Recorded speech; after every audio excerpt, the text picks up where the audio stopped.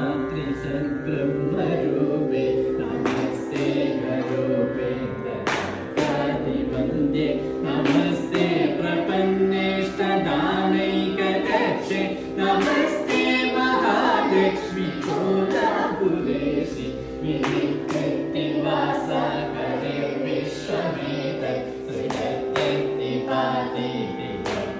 प्रसिद्धं कृपालोकदा देवते शक्तिरूपे नमस्ते महालक्ष्मी कोलापुरेशि पुरामायया व्याप्तमेतत् समस्तं त्रिवन्द्यया देवी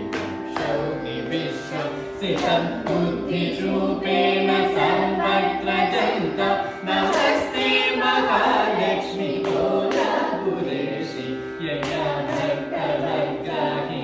चिन्तयेते त्वया प्रकाशं कृपापूर्णदृष्ट्या अतो दीयसे देवि लक्ष्मीरितीर्थं नमस्ते महालक्ष्मी कोलापुरेशि मुनिर्वापरुत्वादिहीनाहि मूका नरेश्वरनिकामं परित्राग्यश्रेय निचेष्टाप्रजीर्तश्च मूकाम्बिकात्वं नमस्ते महालक्ष्मी कोलापुरेशि यशोद्वैतरूपा परब्रह्मणस्तं समुद्रा पुनर्विश्वयोद्यमस्ता तथा भुजना स्वामी गौरीं कुमारीं नमस्ते महालक्ष्मी कोलापुरेशि हरेशादिते गोत्रते जोमय